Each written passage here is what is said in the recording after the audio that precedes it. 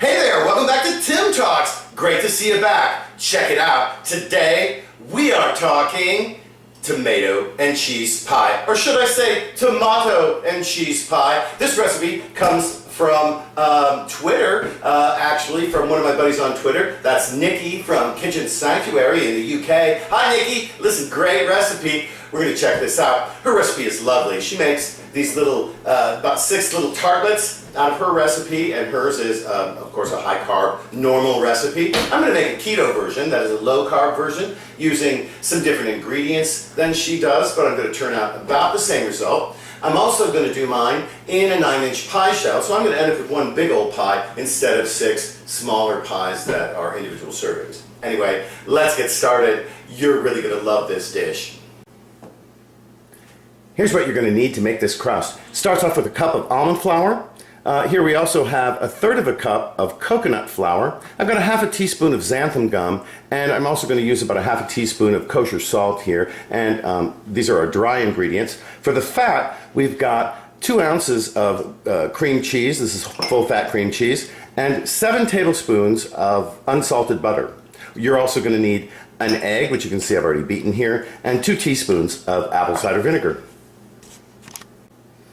As you'll see, this is a fairly simple process, and it's very much like making a pie crust with all-purpose flour. We're going to start off by putting our dry ingredients into the bowl of our food processor. That was the almond flour, coconut flour now, big old pinch of salt, maybe 2, and our xanthan gum. Okay, and we're going to blend these together here. Top one. Give that a couple of pulses, just to make sure our dry ingredients are evenly distributed. And next we're going to add the fat. And so here we've got the butter. And again, that's 7 tablespoons of butter. Here we've got 2 ounces of cream cheese.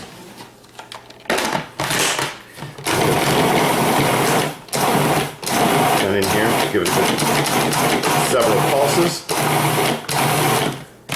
Have a look at that. You can see, now if you're worried about me putting that big lump of cream cheese in there, don't be. You can see it's already starting to be distributed in here. Now we don't want to process this too much. Notice we've got crumbled pieces here with fat on them that are about the size of peas. That's pretty good. I'm going to give it one more whirl. No, maybe 2 or 3. And there you go. That's a really great base for our crust. Now I'm going to add the other ingredients. Here we've got our beaten egg. Get it on in there. Again, we're going to just process this very minimally, and our apple cider vinegar. Put that right on in there. This will bring our crust together into kind of a dough ball. As you can see, it's already gathering. If it doesn't gather together into a neat ball, we're not going to worry about that. It's going to get blended, but it has done that. Here, look. There we go. Now you can see our dough is pretty much combined. We're going to stop there. Now I'm going to roll it out. A couple of things we need to do before we roll out our pie crust. First of all, you want to butter a pie plate, a pie dish, whatever kind of pie plate you use when you make pie. This is a glass one, and I've got that generously buttered. I've also got my oven preheated to 400 degrees Fahrenheit. Here I've turned out our pie crust dough onto the board here, and I just want to show you, we want to blend it a little bit with our hands. We're going to push it forward like this. We're not kneading it. This is called the fraisage. We're just making sure our fat gets combined with the flours we have there. And I don't want to overdo it. You can see pieces of the fat in the dough. Now I'm going to shape it into a flat round disc that I can roll out into a nice circle. And for that, we're going to need 2 pieces of parchment paper. Okay. Here we've got our parchment paper. Let's put a sheet on top of that. Make sure it sticks down. And I'm going to take my rolling pin. We're just going to roll this out into a circle that's about 9-10 inches in diameter, and I'll show you what that looks like when I get done. Now here I've pretty much got it rolled out, and if your question is, how do I know when I've rolled it out far enough? What you do is you're going to take your pie plate and turn it upside down, and you can see you want it to, actually you need to roll this out just a little bit more. We want the pie crust to extend about 1 inch beyond the edge of the plate, and I just want it a little bit more here. So I'm going to roll it out a little bit more, and then we'll put it in the plate. Okay, now I've got it rolled out about as much as I'd like, and then here I'm going to take off the top piece of parchment paper so you can see what we've got. Isn't that beautiful? You can see the big pieces of cream cheese and butter that are still there. We want it like that, and I think this looks just great. We're going to put this in our pie plate next. Now, this dough is not like pie crust dough that you're going to make with all-purpose flour. It's not stretchy, it's not flexible, it doesn't have any gluten, so we're not going to be able to roll it up and put it in our pie plate. Let me show you how we're going to do that. I'm actually going to simply turn my pie plate over like this, and then I'm going to turn over the whole thing, and let's just say a little prayer. Get her in there. Flip it right on over. Now, if we have little cracks in here, all we have to do is press them together to make sure we have, you see I've torn it there a little bit. This part is going to be a little touchy, I can see. It's all right. Remove this parchment paper, and we're going to save it because we're going to use it for when we blind bake it, which is our next step. There we go. Sticking just a little bit, but you'll have that. And here, now what we're going to do is we're going to ease it into our pie shell. There's my oven preheated to 400. And wherever there's a crack or a little problem, just push it back together. Push that down in there. I'm going to curl these edges over just a little bit to see if we can make a little decorative edge there. We want everything to be even. Rather than slice this off and throw it away, I want to use it. I don't like there to be any waste when I make pie crust, especially with these expensive flours.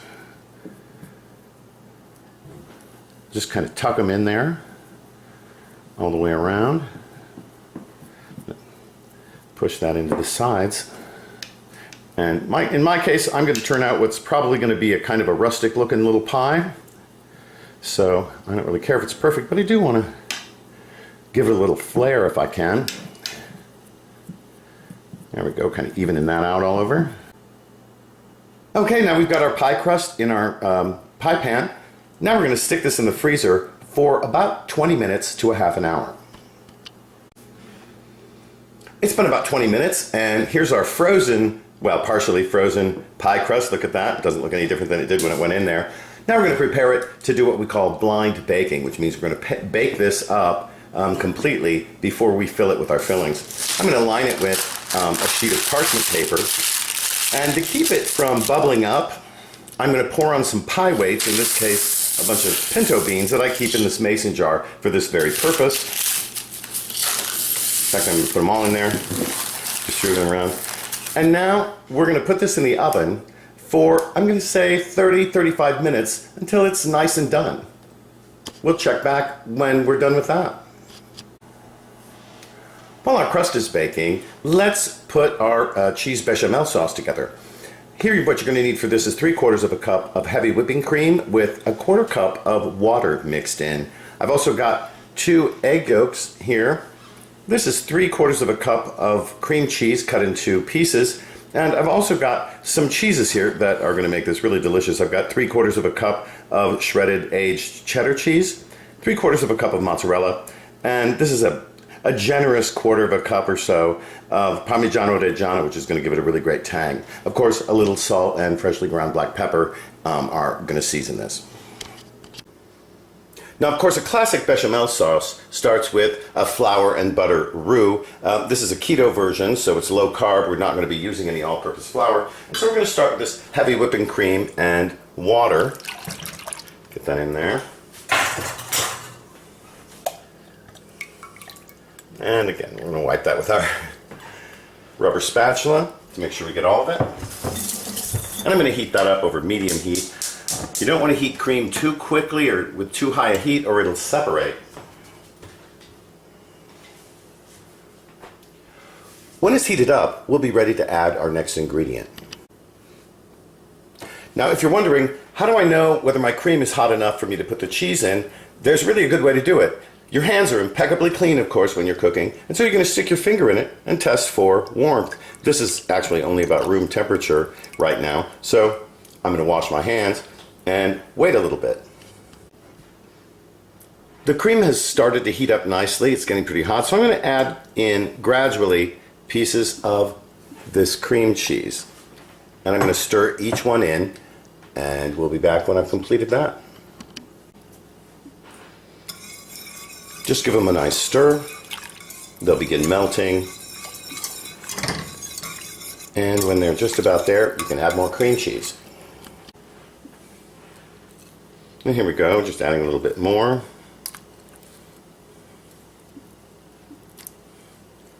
There we go. Let that melt in. And give it a stir. Again, you can see they're starting to melt.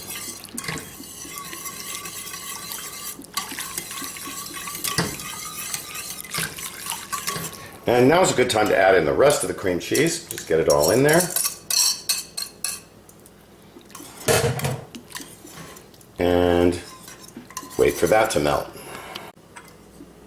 Okay, this is heating up, and you can see it's starting to steam a little bit. It's also started to be pretty smooth here. And now it's time for us to whisk in our egg yolks before this gets too hot and we end up scrambling them. So let's get that in there, because we want that as a thickener. We're not making scrambled eggs here. You can see how nicely that goes in there. And it really looks like a bechamel sauce now, doesn't it? And it's about the same thickness as bechamel. And get every bit of that egg in there. Egg yolk, not egg, egg yolk. And I'm going to continue stirring. Look at that. Isn't that gorgeous? Now it's time to add in our cheeses. Gradually, we don't want to overwhelm it. Add a little bit, give it a stir. You'll see it goes pretty quickly.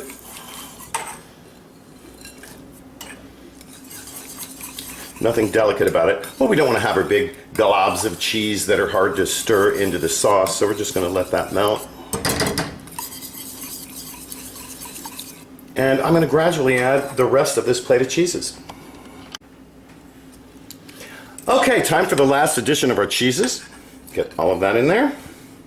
Great. I'm going to stir it in. It's going to melt in really quickly. Look at that. Look at how it's already starting to be thick enough to sort of flow like a cheese sauce really does. This is going to be just delicious. I'm going to keep stirring it until it's nice and smooth. Until we've got all the cheeses melted in there and incorporated, and we have a nice smooth cheese sauce. Takes a moment, as you can see. You don't need a wire whisk to do this, but if you got one, it's a really good tool to use. A fork is perfectly acceptable. You can probably use a wooden spoon for this. Look at that. Now look at that. We've got this beautiful, smooth, lovely cheese sauce. I'm going to turn the heat off and give it a taste for seasoning. Of course, it's cheese, so it's already pretty salty. Oh, that is lovely. You know what? I'm going to add a little bit of freshly ground black pepper. Just a little bit. Yeah, that's lovely. Give that a little taste with pepper in there. Oh yeah. Brilliant. All right, that is really, really lovely. That's going to be delicious in our pie. All right, the timer on the crust has just gone off. Let's see how we've done. Pull it out of the oven here. Oh, look at how nice and brown that crust is along the edge there. Let me close and turn off my oven, and we'll have a little bit of a look. Now we're going to need this to cool for a while before we put our filling in it. But as you can see, I'll lift these beans out of there. Our crust is pretty much baked all the way around. I'm going to remove the pie weights here, and we'll have a look. Okay, I've removed the parchment and the pie weights, and you can see it's right here in the middle. It's not brown or anything, and of course it wouldn't be because of the pie weights. To me, that looks like it needs a few more minutes in the oven. I'm going to stick it back in there, again at 400 degrees, for about 5 minutes. Because we want this to be nice and flaky. We don't want the crust to be soggy right here in the middle, which is what so often happens with this kind of pie. Another component of this recipe is the tomato ragout that Nikki came up with for this, and I think it's just delicious. I'm going to do a keto version of it that's very much like my keto pizza sauce. But this will be kind of a British version because I'm not going to use garlic. I'm rather going to use onion in it. Here I've got a 28-ounce can of crushed tomatoes. And I want to get everything in there, of course. There we go. A little bit more. To this I'm going to add 2 teaspoons of onion powder.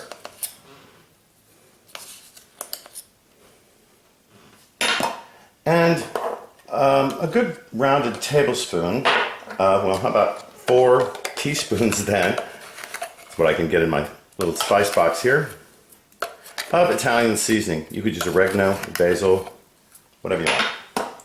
And add a little salt and pepper. As always.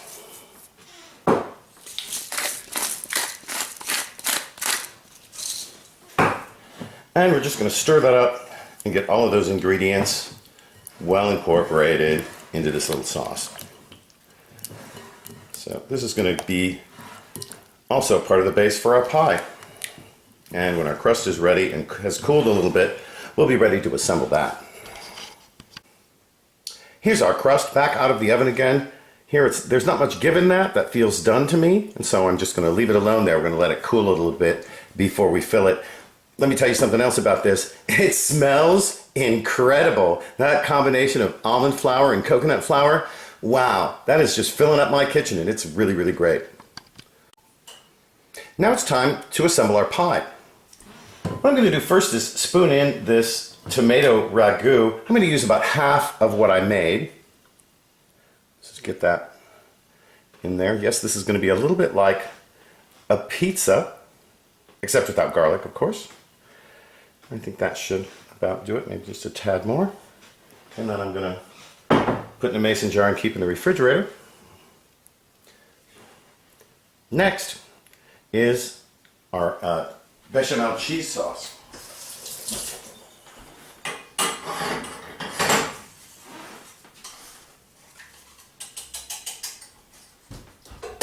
And here,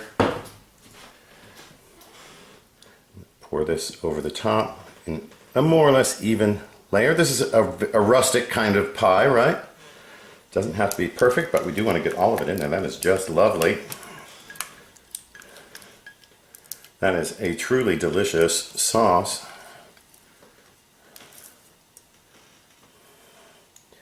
Smooth it out a little bit.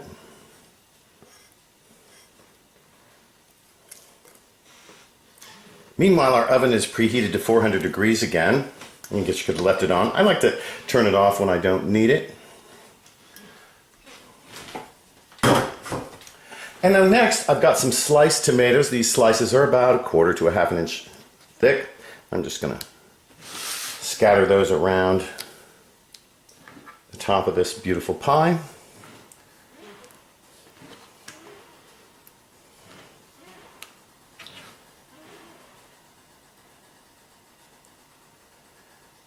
Look at that, isn't that lovely? Great. Well, this is what's going to be going into my 400 degree oven as soon as it's done preheating, and we'll have a look at that when it's ready to come out. Okay, I've just pulled this out of the oven now. Look at that. Looks really nice. It's got some nice color on it. Zoom in a little bit. You can see here. And it really looks nice on top. Now we're going to let that cool. I'm going to give it about 45 minutes or so, and because we want it still warm when we cut into it. And we'll be back when we're ready for that. Okay, let's cut out a slice and see how it is. It's kind of a custard consistency to it. It's very loose. I kind of expected that. And we kind of baked the bechamel here with a tomato ragu underneath. Cut right through that. Let's see if we can clean my knife off first.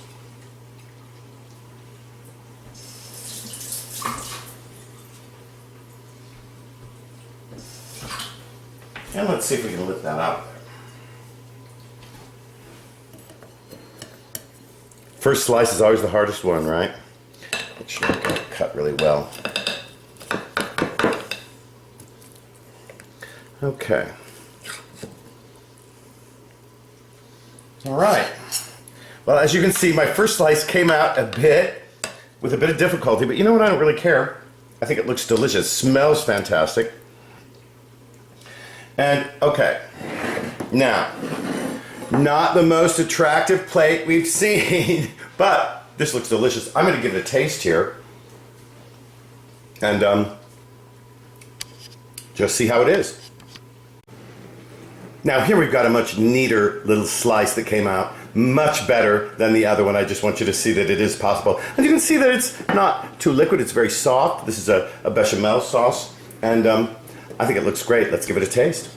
Okay, I gave the more attractive piece to my husband Carl, who's eating it right now, and he says he really kind of digs that. Let's check it out. Let me get some with the crust on there. And yeah, this plate is a mess, but I'm telling you, that's not going to make any difference to my palate.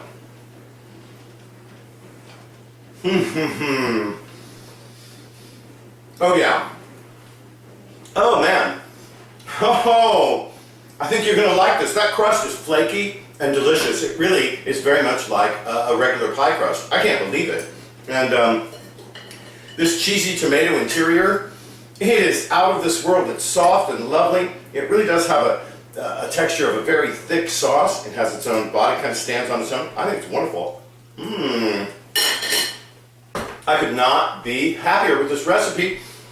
Listen, before you go, make sure you subscribe. Click on the little bell symbol to get notifications whenever I upload a new video, which is fairly frequently actually, a couple times a week. Like, comment, share it all over the place. Listen, thanks again to my friend Nikki from Kitchen Sanctuary on Twitter. She has such a wonderful blog. Please visit that. I'm going to put the link in the description below. And thanks for watching us today on Tim Talks. We'll see you next time.